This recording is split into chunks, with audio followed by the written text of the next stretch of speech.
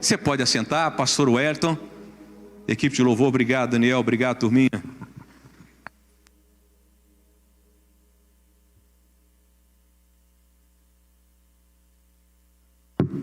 Boa noite, graça e paz. Todo mundo bem com Jesus aí? Glória a Deus. A gente estava numa reunião lá em cima, lá com os professores do departamento infantil, e eu quero pedir a vocês, continue orando pelo departamento infantil, não só da nossa igreja, mas de todos. Eu falei, conversando com elas lá agora, a gente estava falando, o diabo, irmãos, ele não preocupa muito com o adulto não, porque a nossa mente já está formatada, né? A pessoa, o adulto, ele coloca um trem na cabeça e é difícil tirar. Mas a criança, ela é muito fácil. E criança, ela tem uma capacidade de acreditar no ser humano. Uma vez, o Henrique está aí, eu não sei se ele lembra, ele era criança, não deve lembrar, vai falando, lembro não. Sempre assim, nunca lembra, né? Mas ele era criança, aí ele falou uma determinada situação comigo, tipo assim, um exemplo, né, que eu estava falando para os professores, não é isso, mas tipo assim, 2 e 2 são 3. Aí eu falei, não, 2 e 2 é 4. Não, pai, 2 e 2 são 3. Não, meu filho, não é. É, pai, a professora falou. Então, tipo assim, eles acreditam tanto no professor que tem hora que eles desacreditam do pai. Aí você tem que provar. Mas estou mostrando para vocês o seguinte, se um professor ele tem um poder para fazer isso, que não estou dizendo que fala, porque tem hora que a criança entende a coisa errada, mas imagina o poder para influenciar de forma negativa os nossos filhos. E eu louvo a Deus pelo departamento infantil dessa igreja. São pessoas que todas voluntárias para servir os seus filhos. Então valorize, irmãos, valorize. E acima de tudo, vamos trabalhar em parceria e unidade. Porque o diabo, ele está lançando muito forte contra as nossas crianças. E até uma coisa que eu vou falar hoje à noite. Cumprimenta a pessoa que está do seu lado e fala assim, Jesus te ama. Agora abra sua Bíblia em Deuteronômio capítulo 6. Deuteronômio 6. Deuteronômio 6, a partir do verso 4. Deuteronômio 6, a partir do verso 4. Deuteronômio 6, a partir do verso 4 até o verso 9. Eu não tive nem tempo de passar para os meninos ali. Quem achou? Amém. Vai procurando aí, irmão.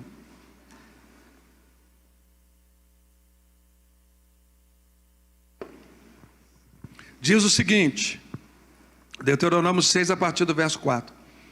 Escute, Israel, o Senhor nosso Deus é o único Senhor. Portanto, ame o Senhor, seu Deus, de todo o seu coração, de toda a sua alma e com toda a sua força. Essas palavras que hoje te ordeno estarão no seu coração. Você as inculcará a seus filhos e delas falará quando estiver sentado em sua casa, andando pelo caminho, ao deitar-se e ao levantar-se. Também deve amarrá-las como sinal na sua mão, e elas lhe serão por frontal entre os olhos. E você as escreverá nos umbrais de sua casa e nas suas portas. Verso 4 de novo. Escute, Israel, o Senhor, nosso Deus, é o único Senhor. Obrigado, Pai. Nós não temos dúvida disso, de que o Senhor é o único Senhor. Mas nessa noite, ó Pai, nós queremos entender o que podemos fazer depois de reconhecermos que o Senhor é o único Senhor. Precisamos muito do teu auxílio. Estamos vivendo tempos difíceis desse mundo, mas nós reconhecemos que o Senhor continua reinando sobre todas as coisas. E o Senhor plantou a tua igreja aqui nesse mundo, para que ela pudesse ser luz e fazer diferença. Deus, abre os nossos ouvidos e os nossos olhos nessa noite, para que nós possamos entender a palavra do Senhor, e que o nosso coração seja uma boa terra, para que a palavra do Senhor entre, e não apenas encontre um lugar aí para frutificar, para germinar, mas que possamos produzir frutos dignos de arrependimento. Continua falando conosco, ó Pai, em o nome de Jesus Cristo, amém. O tema da mensagem hoje à noite, irmãos, que a gente vai trabalhar em cima desse texto, é compromisso com Deus. É um texto muito conhecido, é um texto que talvez você já ouviu pessoas pregarem, de repente você já pregou, você já leu, mas eu gostaria de pegar apenas 3 partes, para a gente entender o que Deus requer de nós em termos de compromisso, porque Deus, Ele é um Deus de aliança, mas Deus é um Deus de propósito. E quando aqui o Senhor vai revelar para Moisés, para ele falar para a nação de Israel, ele fala assim: olha, o Senhor, ouve Israel, é como se o Senhor virasse para nós e falasse assim: ouve Nova Vida, ouve moradores do bairro Santa Terezinha e adjacências, o Senhor, o nosso Deus, é o único Senhor. O que ele está dizendo? Não há outro, não há outro Senhor, não há outro Adonai, não há outro a quem nós devemos prestar toda a nossa reverência, não há outro a quem nós devemos nos ajoelhar e nos prostrar e reconhecer que Ele reina sobre todas as coisas. Não há outro, é somente Ele. Não se prostra diante de imagens de escultura, porque não passam de nada. A Bíblia fala que não são nada. O homem vai, pega um pedaço de madeira, com uma parte ele vai, esculpe uma imagem, e com a outra parte ele coloca ela no fogo e faz um churrasco. Ele fala assim: como é que pode? Ele fala: olha, tornem-se semelhantes a elas aqueles que os fazem. O que ele está dizendo para nós? Que a imagem não é nada, não se curva diante de uma imagem, não se curva diante de homens. Daniel foi se curvar diante do anjo quando lhe traz a revelação sobre o que ia acontecer futuramente, e ele vai se prostrar, e o anjo vira para ele e fala assim: Daniel, levanta daí, eu sou conservo teu. João da mesma forma foi se prostrar diante do anjo que está trazendo para ele a revelação. Ele fala: não faça isso, adora a Deus, só existe um digno de adoração, e esse é o Senhor. E o Senhor já começa aqui trazendo essa revelação para nós, mostrando o seguinte: se você quiser entender qual o compromisso que eu quero que você tenha comigo, primeiro reconheça quem eu sou. Quem eu sou. O Salmo 91 é um salmo mais lido, eu não vou falar, mas é o mais aberto, porque na casa de quase todo mundo já viu um Salmo 91 aberto. É ou não é? Estava lá, é o Salmo do livramento, né? A gente acha que o demônio chega ali e vê o Salmo 91, é igual sal grosso, né? Sal, o alho para o vampiro, né? É o Salmo 91 para os demônios. Eu quero te falar, o Salmo 91, ele não vale nada, nada, pastor, nada, se eu não tiver fé e acreditar no Deus do Salmo 91. O Salmo 91 foi escrito por homens com inspiração do Espírito Santo. Mas se esse Espírito Santo que habita em mim, ele não consegue ver uma fé em mim, que acredita no poder desse Deus do Salmo 91, deixá-lo aberto não vai fazer diferença.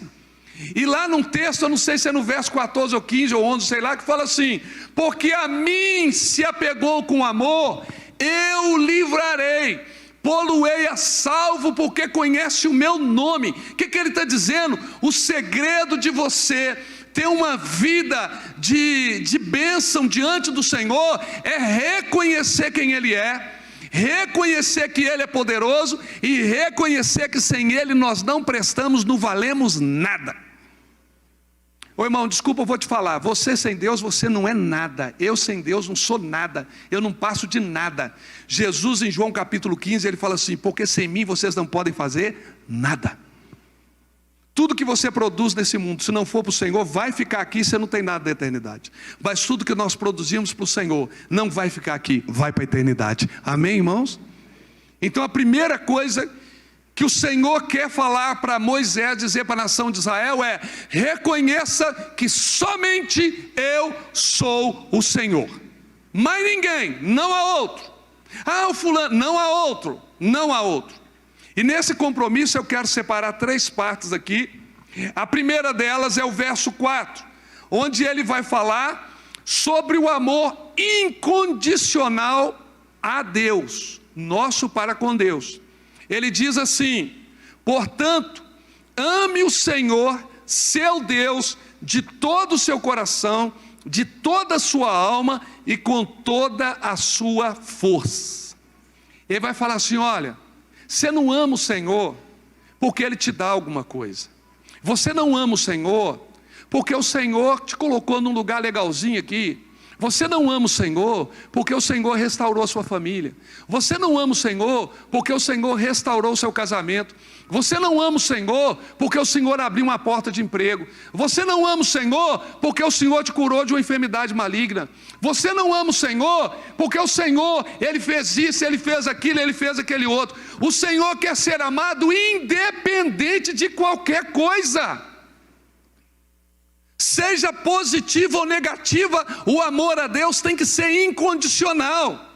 Amarás o Senhor teu Deus de todo o seu coração, de toda a sua alma, de toda a sua força, de todo o seu entendimento. Ele está falando as 3 esferas do ser humano: corpo, alma e espírito, reconhecendo que nós temos que amar a Deus independente da situação que eu estou. Compromisso com Deus: primeiro, eu tenho que amá-lo independente do que Ele faz. Deus pode não ter feito nada por nós, Ele já é digno de ser amado. Amém, irmãos? Um dia eu estava falando, eu já até falei isso aqui também na igreja: se Deus mandasse todos nós para o inferno, Ele ainda seria muito justo. Porque fala sério, irmão, vamos pegar aqui hoje à noite. Eu não vou falar põe a mão aqui que já vai fechar, porque eu fui fazer isso lá em cima, ninguém colocou a mão. Mas vamos lá. Eu acho que nem as crianças estão querendo mais colocar a mão que já vai fechar. Vamos lá. Quantos aqui já pecaram? Então tá. Pedro perguntou para Jesus, o Tiago está aqui, né? O Bacon, né? Essa semana mesmo eu falei isso para os alunos. Falei quando a Bíblia fala de perdoar. E o perdão, ele está condicionado, o meu perdão de Deus para mim está condicionado em eu perdoar o meu próximo. E o apóstolo Pedro, um dia ele ficou, irmão Zé Luiz, ele ficou espertinho. Jesus falou: tem que perdoar e tal, né? O seu irmão que te ofende, tal. Aí Pedro falou assim: Senhor, quantas vezes que eu tenho que perdoar meu irmão? Até 7? Porque existe um princípio em Israel que fala o seguinte: pessoa que te ofendeu 7 vezes, perdoa ela 7. Depois disso é canseira e fala: pelo amor de Deus, você pode chutar. Aí ele perguntou, tipo assim, vai ver que alguém, um Barnabé da vida, né? Um Tomé da vida, tinha feito muita raiva, já tinha perdoado 7, ele falou: já perdoei 7, agora eu vou dar uma de bom aqui, que eu já perdoei 8, quem sabe? Senhor, até 7. Jesus falou assim: eu não digo até 7, mas até 70 vezes 7. Aí eu falei para os alunos que tem 2 formas de você entender esse texto. Quem entende aí de matemática, você vai saber o que eu estou falando. Você tem uma forma simples, que é 70 vezes 7, que vai dar 490, é ou não é? Quem aqui já pecou na sua vida toda mais do que 490 vezes? Põe a mão aqui que já vai fechar. Se fôssemos olhar por essa esfera de 490, Deus não tinha que te perdoar mais. É ou não é? Fala sério. É ou não é? Né, pastor Edinho? Não tem que te perdoar mais. Ele já te perdoou mais de 490 vezes. Mas tem uma outra forma de você interpretar esse texto, na nível de potência. O que é? É o 7 elevado à 70ª potência. O que é isso? É um 7 com 70 zeros depois dele. Dá quase que uma coisa, irmãos, infinita. É dessa forma que Deus nos perdoa, de uma forma infinita. Porque todo aquele que vem a Ele com o coração quebrantado e contrito, Ele não despreza. Eu prefiro essa última, porque é dessa forma que Deus está aberto para nos perdoar. Todas as vezes que eu peco, mas que eu me arrependo, abro mão do meu pecado, o Senhor me perdoa. É por isso que o meu amor para com Deus, ele não pode estar limitado àquilo que Deus vai fazer para mim, como se eu merecesse alguma coisa. Nós não, entendo o que eu vou te falar nessa noite. E talvez você não queira voltar na nova vida mais, mas eu não estou preocupando de você voltar na nova vida, estou preocupando para você ir para o céu. Se você não entender que Deus requer de nós um amor acima de todas as coisas, nós não somos dignos dele. Por que as pessoas afastam da igreja?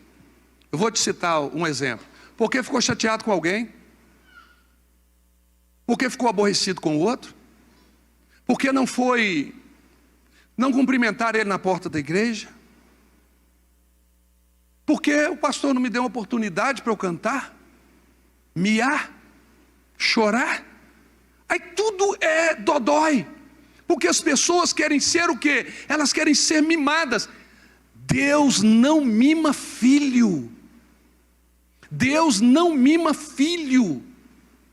Porque Ele quer que os seus filhos cresçam e aprendam que existem outros irmãos que estão necessitados do seu auxílio. Deus não fica ali, oh tadinho, não.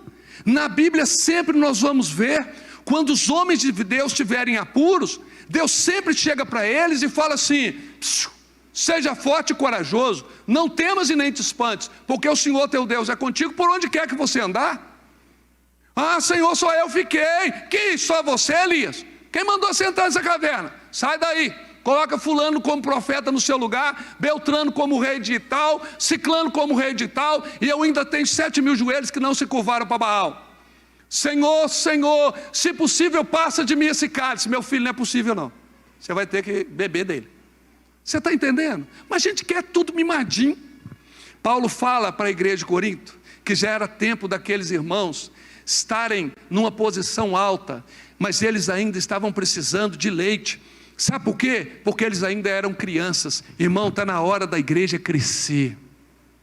O diabo está laçando muita gente dentro da igreja. Tem muitos irmãos que não estão aqui, sabe por quê? Por causa de besteira, por causa de coisa pequenininha. Tem muita gente me vendo agora, não todos, perdão, não todos, mas tem muita gente me vendo aqui agora, que era para estar aqui, mas ficou com birrinha. Mas eu vou ficar em casa, porque em casa, sabe o que acontece em casa? Eu também sou igreja. Eu já falei aqui, ninguém é igreja, fazemos parte da igreja. Parte não é todo, o todo é a completude. Mas eu sozinho não sou igreja, eu faço parte dela. Mas eu só vou entender isso quando eu amar a Deus acima de todas as coisas, até mesmo acima da minha vida. Sabe o que Paulo fala em Atos capítulo 20? A minha vida não tem valor para mim mais, contanto que eu cumpra o chamado do Senhor. Enquanto estive no meio de vós, eu quero dizer, minhas mãos estão limpas do sangue de vocês, porque eu não cessei de falar de todos os desígnios do Senhor. Irmão, se o Senhor me levar hoje, Alciné, você está liberado para casar. Você falou obrigado? Uai, eu, hein? Achei que ela ia chorar. Mas deixa eu te falar, não casa no outro dia não, que é meu velório. Você lembra, né? No outro dia é meu velório. Então, irmãos, se eu morrer hoje, você pode ter certeza de uma coisa, não estou falando que eu sou melhor do que ninguém não, mas eu estou com a minha consciência tranquila diante do meu Deus. Por mais que eu sei que tem pessoas que não gostam, pastor Hélio vai pregar, meu Deus, lá vem aquele cara chato. Ô irmão, eu sou chato porque eu te amo. Porque se eu te odiasse, eu ia falar que você vai ganhar na Mega Sena hoje, que ela está acumulada 140 milhões. E vem aqui que eu vou orar por você. Estou brincando, irmão, não precisa vir não. Senão vem as multidões aqui, pastor Nilson. Calma aí, não é para você vir não, estou brincando. Mas aí as pessoas vêm porque elas querem isso. Mas na hora que você confronta com a verdade, irmãos, nós não confrontamos vocês com o pecado, nós confrontamos com a verdade. O problema é que a verdade, ela impõe para nós, sabe o que é? Uma reflexão. Eu vou ver agora como é que está a minha caminhada. Aí a verdade, ela é luz. E a luz, ela quando pega as trevas, o que acontece quando a luz chega nas trevas? As trevas se dissipam, aí vai embora. Aí eu vejo como eu realmente sou. E por que, pastor, que eu tenho que amar a Deus sobre todas as coisas? Me dá um motivo. Eu te dou o maior motivo de todos. João 3,16. Quem sabe fala de cor, põe a mão aqui que já vai fechar. O que está escrito em João 3,16?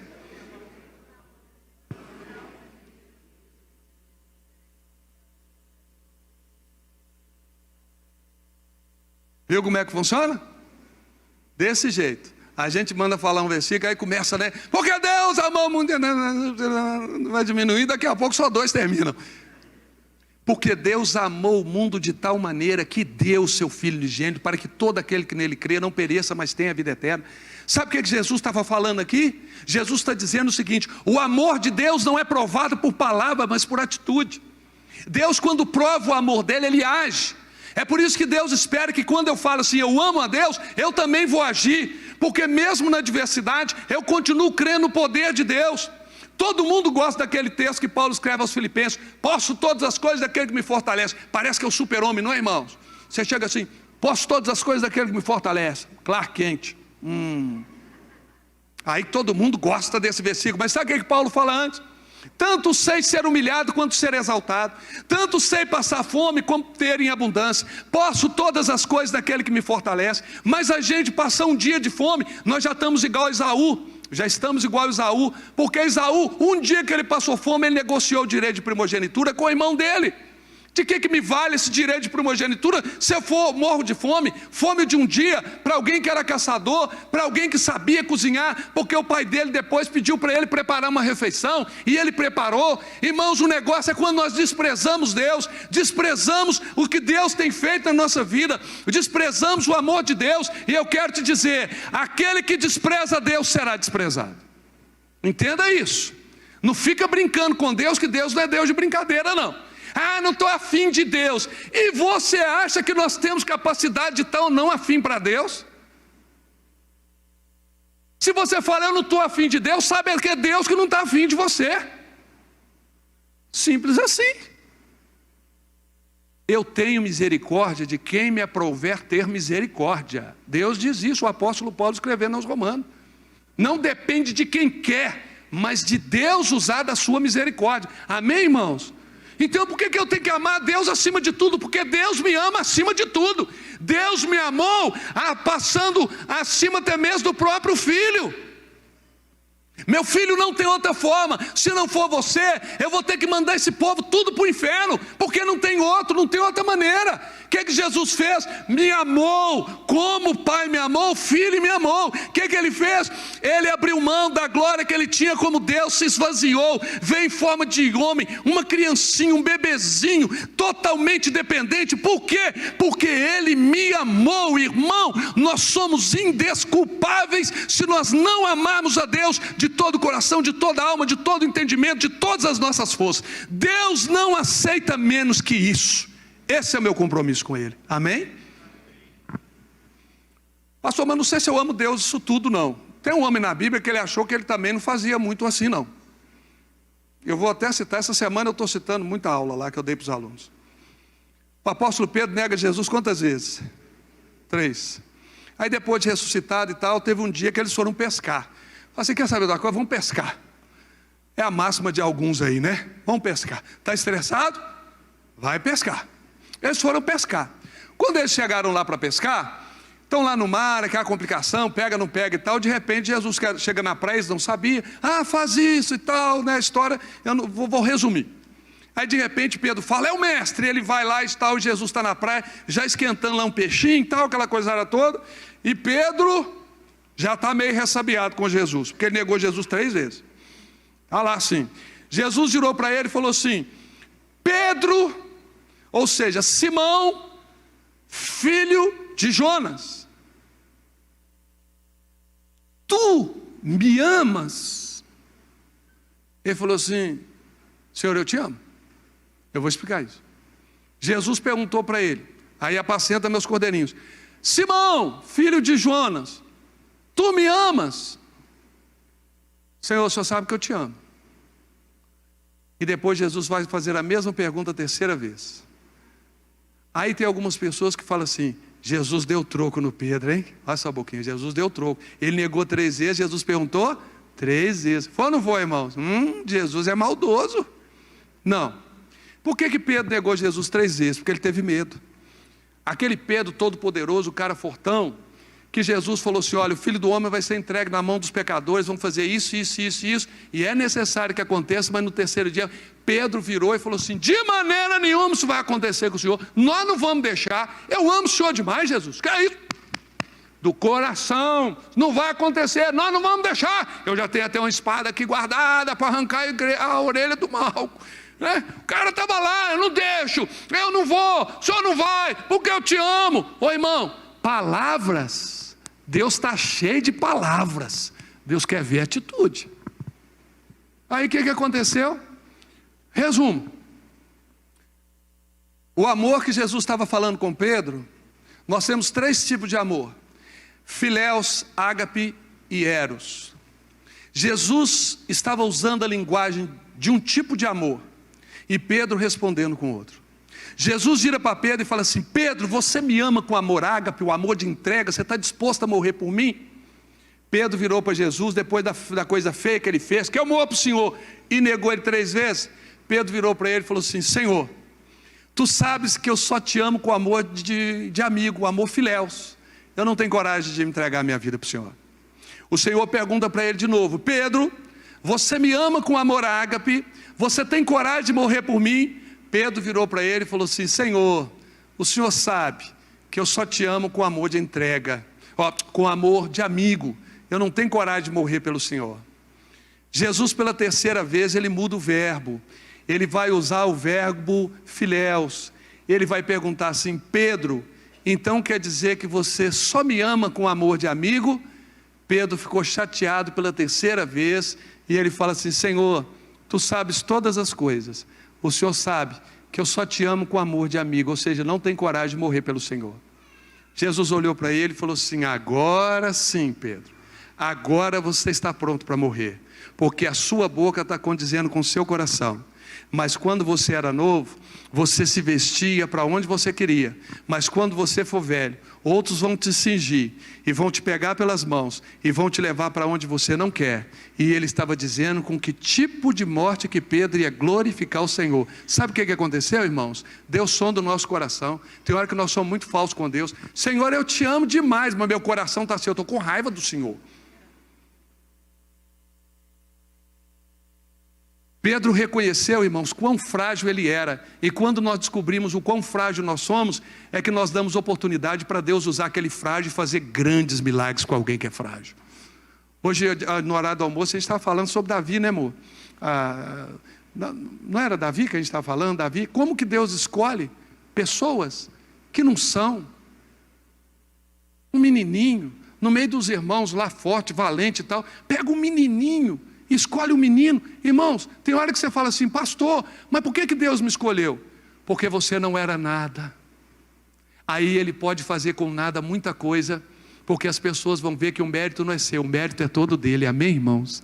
É por isso que Paulo fala que Deus escolheu as coisas loucas do mundo, as envergonhadas, aquelas que não são, para reduzir em nada as que são, para que ninguém se exalte, para que ninguém fique achando que porque eu tenho, porque eu posso, eu sou grande. Não, Deus fala assim: você não é nada, porque eu não preciso de nada de você. Amém? Primeira coisa, primeiro compromisso: amar a Deus sobre todas as coisas. Segundo compromisso, está no verso 7. Verso 7, eu podia passar pelo 6, mas eu vou ler o 7.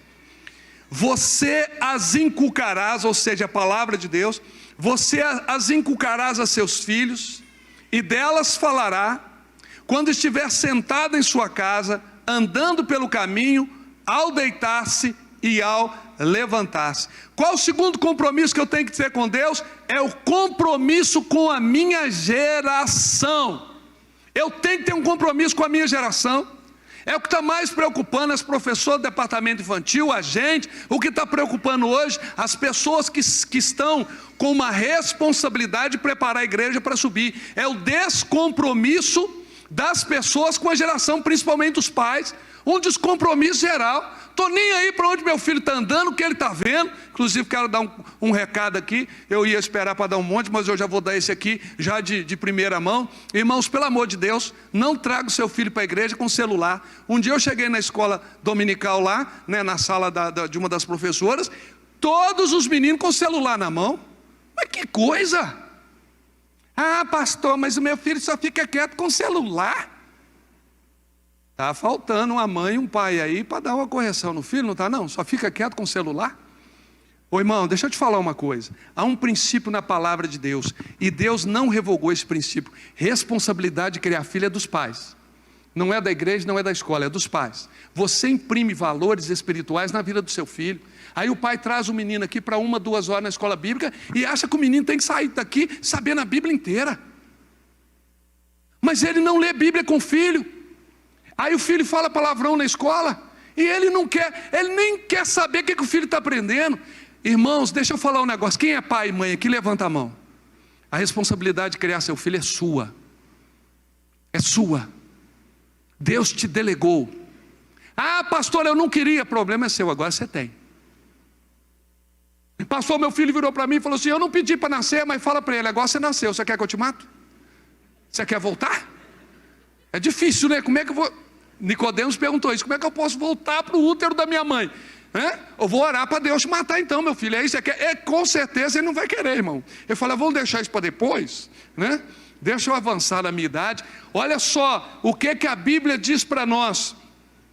Salmo 145, verso 4. Uma geração louvará a outra geração as tuas obras e anunciará os teus poderosos feitos. Uma geração falando dos feitos de Deus para outra geração. Salmo 73, Salmo 78. Eu li o Salmo 145, agora o 78, verso 3 a 8. Esse texto aqui, teve um dia que eu dei uma escola bíblica falando sobre compromisso geracional. Esse texto aqui fala de um compromisso geracional. Olha só o que o salmista vai falar para nós. Quem achou 78? A partir do verso 3. O que ouvimos e aprendemos, achei que estava ali. O que ouvimos e aprendemos, o que os nossos pais nos contaram, não encobriremos a seus filhos. Contaremos à geração vindoura os louvores do Senhor e o seu poder e as maravilhas que fez. Ele estabeleceu um testemunho em Jacó, instituiu uma lei em Israel e ordenou aos nossos pais que os transmitisse a seus filhos, a fim de que a nova geração os conhecesse, e os filhos que ainda hão de nascer se levantasse e, por sua vez, os contasse aos seus descendentes, para que pusessem a sua confiança em Deus e não se esquecessem dos feitos de Deus, mas lhe observassem os mandamentos e que não fossem como seus pais, geração obstinada e rebelde, geração de coração inconstante e cujo espírito não foi fiel a Deus. Sabe o que Deus está falando? Aquilo que vocês estão aprendendo, ensina para os seus filhos. Os princípios de Deus passam para os seus filhos, para que eles ensinem para os filhos. E os filhos dos filhos conheçam o Senhor, amem o Senhor, andem nos estatutos do Senhor. Muita gente passou aquele videozinho, né, da mulher falando: vamos infiltrar. Quantos viram esse videozinho? Vamos infiltrar na escola bíblica e tal. E quando a gente chegar lá, a gente vai falar para os filhos deles: sabe, isso aqui é quando a carochinha e tal, e papapá. Porque você sabe, eles correm atrás de alguém para ser professor de escola bíblica. E a gente chega lá e rapidinho a gente vai ser: mas aqui não, bebê. Fala assim: aqui não, bebê. Poucos falaram. Fala: aqui não. As nossas professoras estão aí, uma boa parte delas, e outras estão lá em cima. Não são, e a maioria é mulher, porque o homem não aguentou esse tranco não, irmão. O homem não aguenta menino mesmo, que coisa, hein? Mariana falou comigo, já teve homem lá, mas não aguentou o tranco não. Falou: estou desistindo, estou entregando minha carta de alforria, porque não dá não.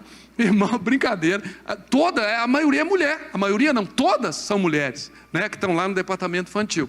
Então eu estou olhando aqui, sabe, esse compromisso que nós temos que ter, e valorizar o que nós temos em casa, mas acima de tudo, levantar outros homens e mulheres de Deus no nosso meio, que tem um chamado, tem um dom, e que fica escondendo aí, e que tem: não quero compromisso. Ô irmão, deixa eu te contar uma coisa, é um mistério, mas eu vou te contar. Quem gosta de mistério? Eu vou te contar, guarda nas tábuas do seu coração. O dom que Deus te dá, Ele nunca vai pegar de volta, mas vai ter o dia do acerto de contas. Pastor, eu já estou cansado, não quero mexer mais com criança não. Você tem um dom? Tem, Deus vai te cobrar. Sabe por quê? Porque o diabo não cansa. Agora eu vou para o lado dos pais, vou falar de novo, já falei milhões de vezes, mas se tem uma categoria que me preocupa na igreja, são as crianças.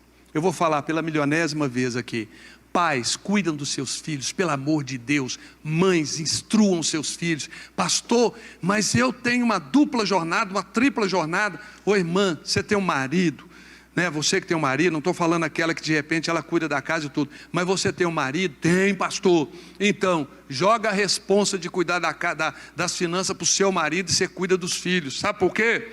Porque amanhã, esse menino hoje, que você não está dando ideia para ele, você pode ter uma casa de 1 milhão, porque na hora que ele estiver mexendo com drogas, essa casa de 1 milhão não vale nada.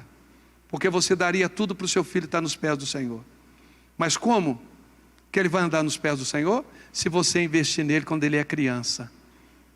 Tem hora, igual o pastor Divino já falou aqui, tem muita gente que fala assim: nossa, eu queria que meu filho estivesse tocando, eu queria que meu filho estivesse cantando.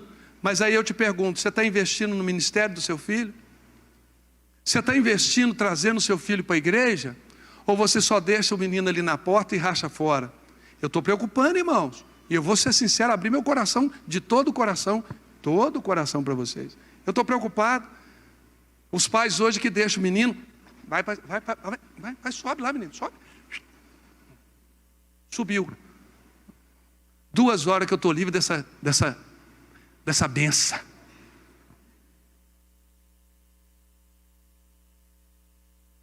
Eu sou de uma época que eu tinha que sentar do lado da minha mãe. Não tinha esse trem de cultinho infantil, não. Eu tinha que sentar do lado da minha mãe. E a minha mãe virava para a gente, em casa, Terezinha, em casa. Já foi no banheiro? Já, vai de novo. Porque na igreja você não vai no banheiro, não. Aí então eu vou ver se tem alguma coisa aqui ainda. Aí ia lá no banheiro. Sei lá, se ainda tinha alguma coisa, ia lá no banheiro. Não é assim, Divaldo?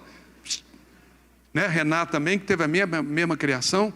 Aí a gente tinha que ir no banheiro, porque chegava na igreja, você sentava do lado da sua mãe aqui, ó.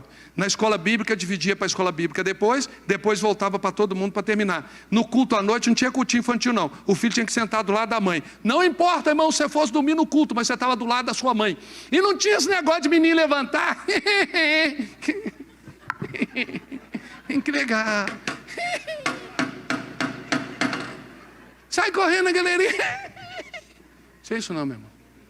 A minha mãe sentava aqui do lado da gente. Se você triscasse para levantar, você recebia um beliscão, senhor. Você, ai, doeu. Caladinho, engole esse choro. Eu não entendi engolir o choro. Ele sai por aqui, como é que eu vou engolir? Mas tudo bem, a gente engoliu o choro. Sabe o que eu estou falando para vocês? Os pais eram responsáveis pelos seus filhos. Hoje em dia está terceirizando. Traz para cá e quer que a igreja resolva. Eu estou conversando aí, irmão, vamos ver como é que nós vamos fazer esse negócio. Mas, por exemplo, o seu filho, ele tem que cultuar com você, ele tem que te ver adorando a Deus. Desculpa, mas eu falei. Porque em casa muitas vezes você não tem tempo de mostrar que você é um adorador. E aqui na igreja você está falando: não, ainda bem agora, meu filho não precisa mais ficar comigo. Ô meu irmão, seria o grande desafio do seu filho olhar para você e falar assim: não, meu pai adora a Deus mesmo, hein? Meu pai, ó, que coisa bonita. Mas sabe o que os filhos estão vendo? A mesma coisa que está se repetindo em casa: um descompromisso com Deus. O que é que Deus falou ali? Compromisso com a geração. Um compromisso com Deus é um compromisso com a geração. Pastor, eu não quero compromisso com o menino. Então não casa. Ué, não casa por quê, pastor? Eu não quero é filho. Irmão, casamento é só para fazer sexo, não, ué. Se existe sexo é para procriar. Tudo bem que tem alguns que o Senhor, né, não abriu a amada, Ele é poderoso para abrir. Mas não vem com esse negócio: ah, pastor, eu casei, mas eu não quero criança. Então não case. Não case. Casamento não é só para você ter alguém do seu lado, não. Casamento é para gerar descendência. Está escrito na Bíblia. Por isso Deus fez a mulher, trouxe para o homem, e Deus deu uma ordem lá no início, quando cria os dois. Ele fala assim: crescer, multiplicar, encher a terra. É uma ordem de Deus, não é brincadeira não. Pastor, eu gosto de cachorrinho. Cachorro não é gente.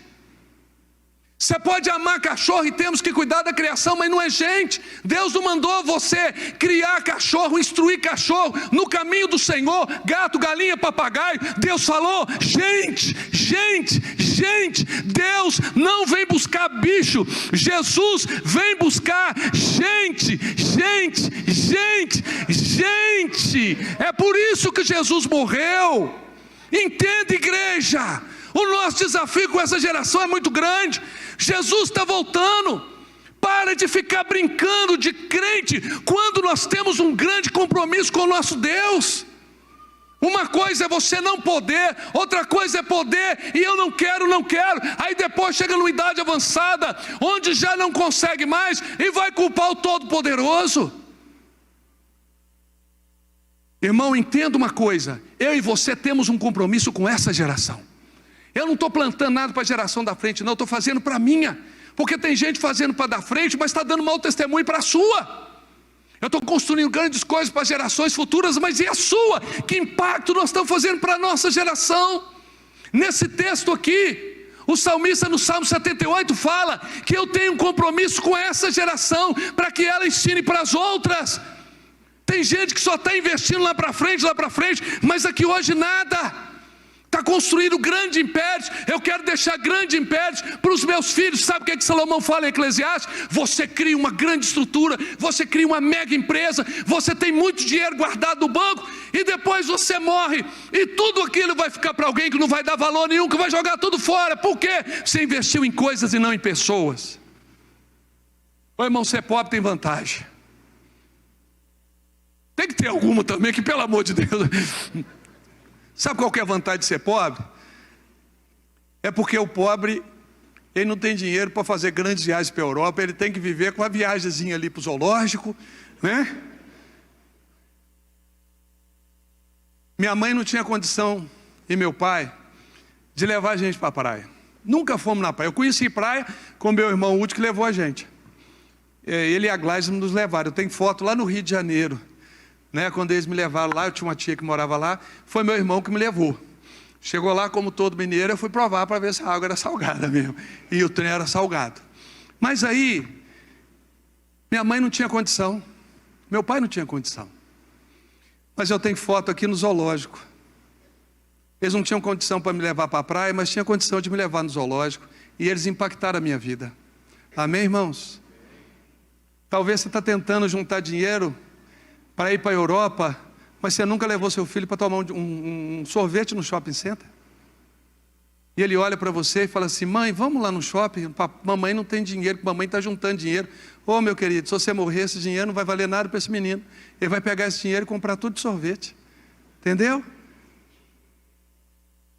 Invista nessa geração, pelo amor de Deus. Ensina o seu filho no caminho que ele deve andar, e ainda quando for velho não se desviará dele. O meu compromisso com Deus é com essa geração que eu estou nela aqui, ó. Eu não estou, o que eu planto aqui hoje é que vai falar amanhã quem eu sou, mas eu tenho que plantar aqui hoje, eu tenho que dar resultado aqui hoje. Produza hoje, adota o seu filho. É terrível falar isso, mas tem pais que abandonaram seus filhos. Adote o seu filho. Adoção de filhos, sim, porque tem pais que abandonaram os filhos, mães que abandonaram os filhos. E ó, o filho, quando ele vai pelos caminhos errados, Provérbios fala que ele está servindo de vergonha para a mãe. Ontem eu citei numa igreja que eu fui falar, quando nós fomos num shabat lá em Israel, participamos de um shabat com uma família judaica lá. Que coisa bonita, irmãos. Aí no momento ali naquela mesa, os filhos se levantam e viram para a mãe. Olha só, pai é um trem tão esquisito que eles viram para a mãe. Os filhos se levantaram, os 3 filhos, a filha e 2 filhos homens, se levantaram, ficaram de frente para a mãe e citaram Provérbios 31 para ela. Mulher virtuosa. Citaram para ela, que coisa bonita. E o marido concordando com tudo aquilo que estava sendo dito. Ele não falou, e o papai? Porque ele sabia que o valor de uma esposa que ensina, que instrui seus filhos, é um valor que não tem preço. Amém, irmãos? Não tem preço. Não tem preço.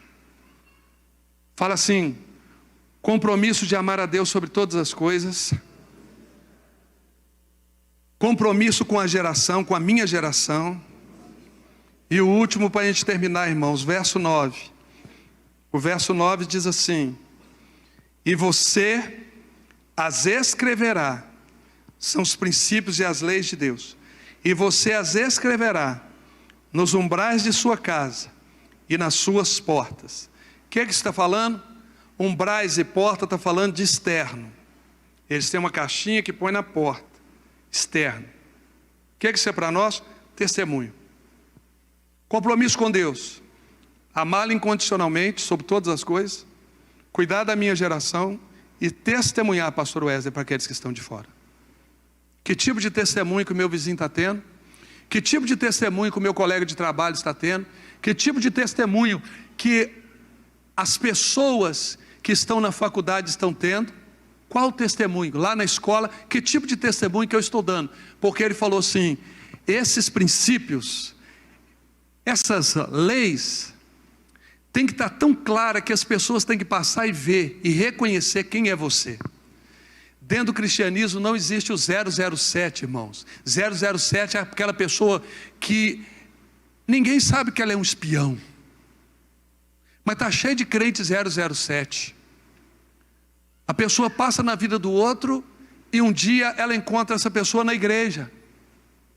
Fala, fulano de tal, você é crente também? Você é crente agora? Não, já era crente desde aquela época.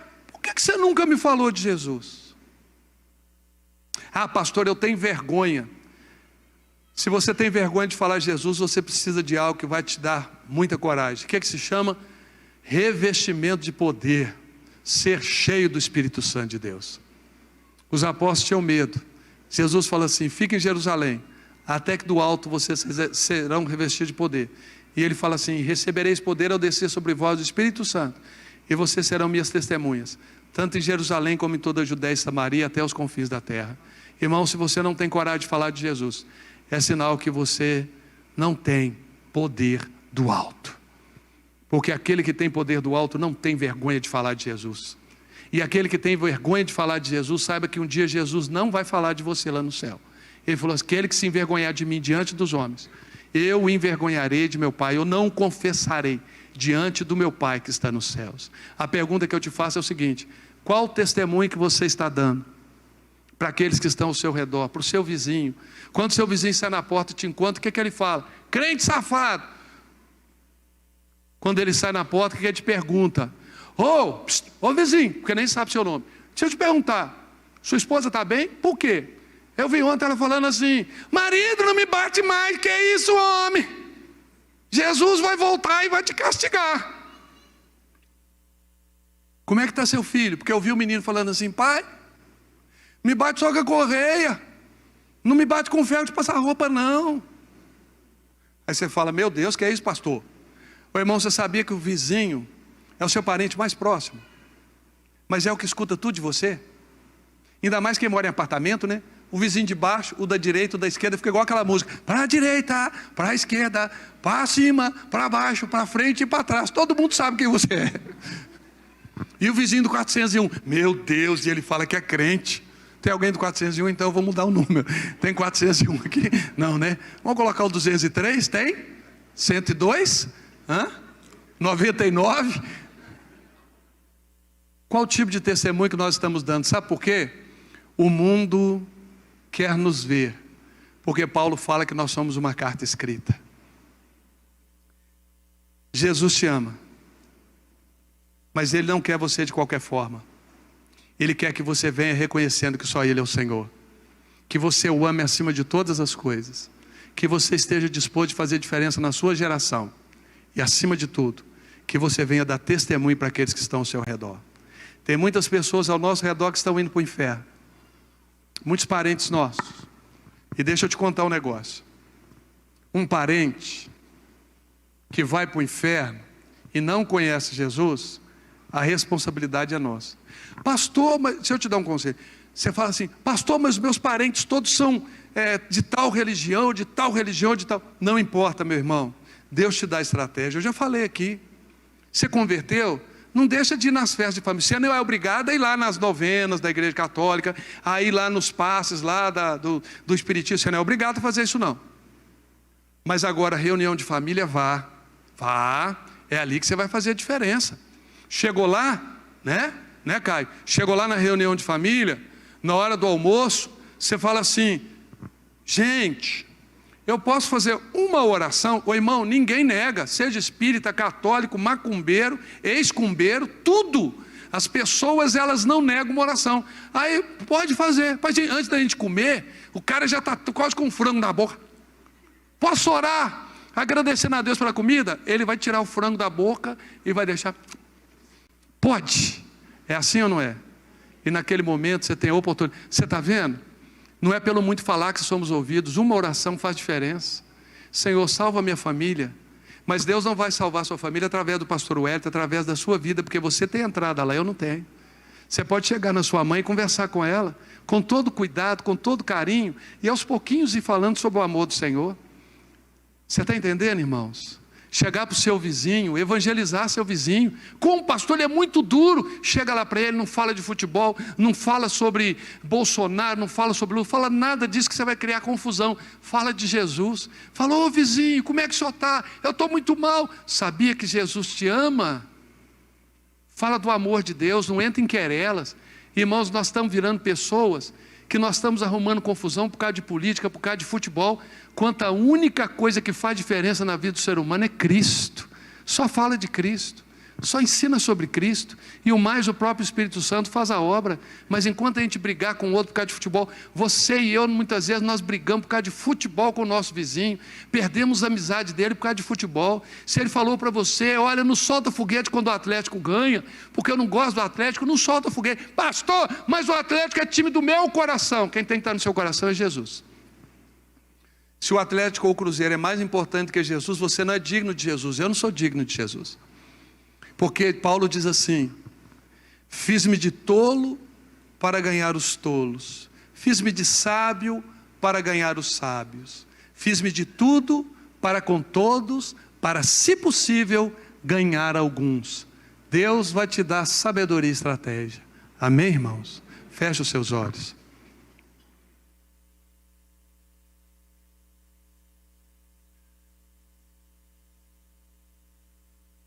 Jesus disse assim, João 8, 58 e 59. Jesus respondeu: em verdade lhes digo, que antes que Abraão existisse, eu sou. Jesus falou assim, antes de Abraão, eu já existia, porque Jesus é Deus. É por isso que quando nós falamos de Jesus, quando nós citamos Jesus, não citamos mais aquele Jesus pregado na cruz do Calvário. Nós estamos falando de um Jesus que venceu a morte, está à destra da glória de Deus, e que prometeu que não nos deixaria órfãos, e Ele prometeu que vai voltar. Mas tem uma condição, irmãos. Qual que é a condição? A condição é essa: porque aquele que crê no Filho de Deus, aquele que confessa Jesus como seu Senhor, esse é que vai ser salvo. Amém? De olhos fechados, eu quero fazer uma pergunta. Se tem alguém que entrou aqui hoje à noite e ainda não tem Jesus como Senhor da sua vida, pastor, como que eu posso amar esse Deus? Ame o Filho dele de todo o coração. Você está amando Deus, porque Jesus falou assim: eu no princípio era o Verbo. João escrevendo sobre Jesus. E o Verbo estava com Deus, e o Verbo era Deus. Jesus também é Deus. Tem alguém nessa noite que ainda não tem Jesus como Senhor da sua vida, mas você quer sair de hoje à noite como uma testemunha viva de Jesus? Você quer sair daqui hoje com a paz que excede a todo entendimento? Levante sua mão, nós vamos orar por você. Tem alguém nessa noite que gostaria de ter uma vida transformada? Eu quero te falar, o único que tem poder para mudar a nossa vida se chama Jesus Cristo. Eu não tenho, governo não tem, é só Jesus Cristo. Tem alguém nessa noite que gostaria de ter uma decisão por Jesus Cristo, de sair daqui hoje com a certeza de que Jesus Cristo te conhece? Porque para muitos Ele vai falar: eu nunca te conheci, mas aquele que passa por Ele vai ter o nome escrito no livro da vida, e Ele vem fazer morada em você, e você vai ser a partir de hoje chamado de filho de Deus. Pela última vez, tem alguém que nesta noite você quer fazer uma decisão por Jesus Cristo como Senhor, como dono da sua vida e seu Salvador? Tem alguém que estava desviado e quer nessa noite tomar uma atitude por Jesus, voltar para a família da fé? Levante a mão também que nós vamos orar. Você voltar hoje para a família da fé, igual o filho pródigo: eu estou andando para muitos lugares, mas na casa do meu pai é que o negócio é bom, porque por onde eu passo só tem sofrimento e dor, mas na casa do meu pai eu tenho alegria e paz. Tem alguém nessa noite que gostaria de voltar para a família da fé? Estava desviado e você quer voltar para a família da fé nessa noite? Se não tem, eu gostaria de que os pais ficassem de pé. Todos os pais.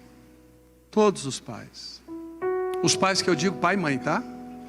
Pais no genérico. Todos os pais. Irmão, não negligencie aquilo que Deus te confiou. Deus te confiou um presente muito grande. Seu filho é um presente de Deus. Cuida dele. Perdoa seu filho. Traz ele de volta para casa. Reconsidera aquilo que você fez, falou para ele. Não perde não. Porque amanhã pode ser muito tarde. Nós estamos vivendo numa das últimas épocas da igreja. E se nós não entendemos o nosso compromisso geracional, nós vamos perder os nossos filhos. E amanhã não adianta você falar, meu Deus, por quê? Ele fala, porque eu te dei a oportunidade de você influenciar a vida do seu filho. Mas eu quero dizer para você nessa noite, não importa a idade do seu filho, ainda há esperança para nós. Amém? Ainda há esperança para nós. Pastor, mas meu filho já está com tantos anos. Não tem importância. Para o pai não tem filho velho. Tem. Para o pai o filho sempre é o filho. É sempre meu filhinho, meu bebezinho, né, dona Arlinda? Meu bebê, né? Meu neném, né? É sempre isso. E há oportunidade para você consertar com seu filho, principalmente você que tem autoridade sobre a vida dele. Coloca atrás a mente agora o seu filho ou os seus filhos e começa a orar por ele, por favor. Traz à sua memória os seus filhos, até aquele que está distante, está lá na África, está lá não sei aonde. Traz à memória os seus filhos, começa a orar por ele, faça um clamor pelos seus filhos. Fala, Senhor, abençoa meu filho e a minha filha. Abençoe, Senhor, onde que estiverem, cuida. Aqueles que estão aqui também, protege. Deus, tem misericórdia da minha casa, em nome de Jesus Cristo. Senhor, nós nos levantamos na autoridade do nome de Jesus, nesse compromisso geracional. Deus, nós temos um compromisso de ensinar para a nossa geração, para os nossos filhos, para que eles ensinem para os seus filhos, e assim sucessivamente, para que eles te conheçam, te amem, para que eles, ó Deus, zelem pelos princípios do Senhor. Nós não aceitamos, ó Deus, nenhuma maldição sobre os nossos filhos. Nós clamamos ao Senhor para que possamos ser luz na vida deles, para que possamos profetizar na vida deles, para que eles possam ser ganhos pelo Senhor através das nossas vidas. Aqueles que já falaram palavra de maldição, que profetizem palavra de bênção. Deus te deu poder para abençoar. Da sua boca não pode sair o que é amargo e o que é doce. Ministre bênção sobre a vida do seu filho. Você que já falou, você é um burro, você não vai dar nada que presta, você é uma prostituta, você vai voltar, você vai profetizar a bênção, falar, meu filho, me perdoa, papai está agora para te abençoar, eu abençoo a sua vida, não importa se está na vida do crime, você vai procurar e falar, papai te abençoa, eu te abençoo, em nome de Jesus. Eu ministro a graça de Deus sobre a sua vida, eu ministro o favor de Deus sobre a sua vida. Você vai ser um homem segundo o coração de Deus, uma mulher sábia, uma mulher que caminha com o Senhor, um homem que tem um futuro brilhante para a glória do Senhor. Senhor, abençoa a nossa geração, que nós não venhamos descansar enquanto não vemos toda a nossa geração aos pés do Senhor, a começar na minha casa, na minha pequena igreja que é a minha casa, que eu possa testemunhar a tempo e fora de tempo do grande amor que eu tenho para com o Senhor. Porque até aqueles que são de fora, eles vão ver e falar assim, esta família é diferente. Maridos, tratem sua esposa com dignidade. Mulheres, sejam submissas aos seus maridos, porque os seus filhos estão de olho em vocês, e eles são fotocópias. Os homens tratarão as suas esposas como o pai trata a mãe, e as filhas tratarão seus maridos como a mãe trata o pai. Se você quer algo diferente, não tem como você plantar uma semente e querer que no meio do caminho ela mude. Você vai ter que arrancar essa semente ruim e implantar uma nova semente. Que Deus plante novas sementes, que Deus nos dê semente de qualidade, para que sejam plantadas para o louvor da glória dele. Ouça, Nova Vida, o Senhor, o nosso Deus, é o único Senhor. Amém. Deus te abençoe, querido. Pode se sentar. Vamos passar para a ceia?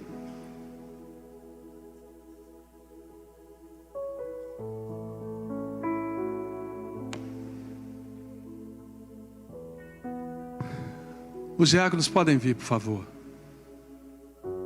Irmãos, eu queria que você virasse para a pessoa que está do seu lado e você falasse para ela assim: olha, Deus te trouxe aqui porque Ele te ama e Ele quer cuidar de você. Fala para ela assim: deixa Deus cuidar de você.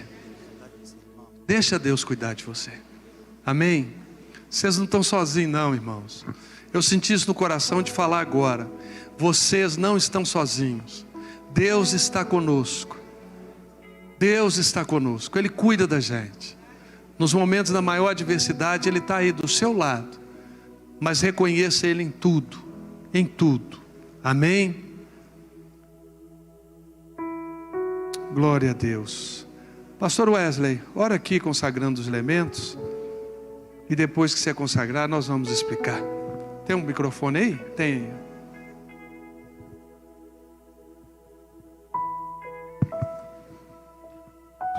Amém, irmãos? Vamos orar? Eu quero fazer um convite, antes de orar, para aquelas pessoas que sentem o desejo de participar desse momento conosco. Eu sei que tem pessoas aqui que têm esse desejo no coração. E às vezes elas estão presas a pecados ou a algumas situações. Jesus, Ele disse que Ele pode fazer nova todas as coisas. Hoje eu falei de manhã com uma pessoa aqui na igreja. Se eu te convidar para ir na minha casa almoçar, participar da mesa comigo, e você não for, eu vou ficar triste. Porque se você me convidar e eu não for, você vai ficar triste. E olha só, o Senhor está te convidando. Ele está te convidando.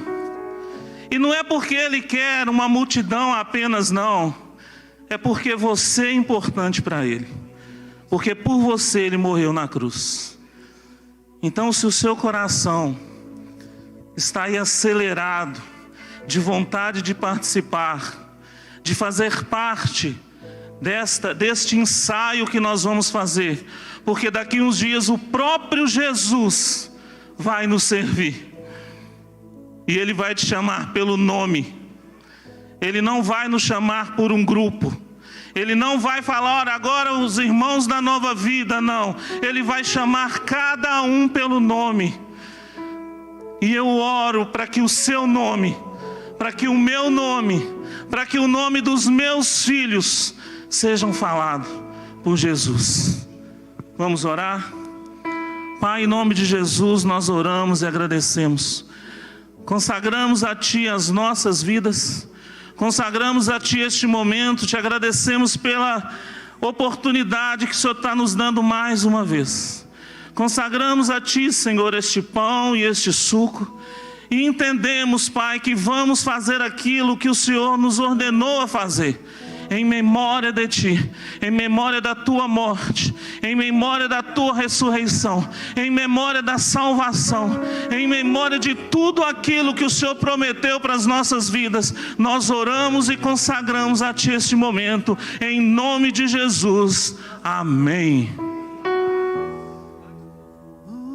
Antes dos diáconos entregarem os elementos, deixa eu te explicar. Você que ainda não foi batizado, que ainda não tem Jesus como Senhor da sua vida, que não foi batizado, a gente pede: não participe desse momento, até você entender o valor disso daqui.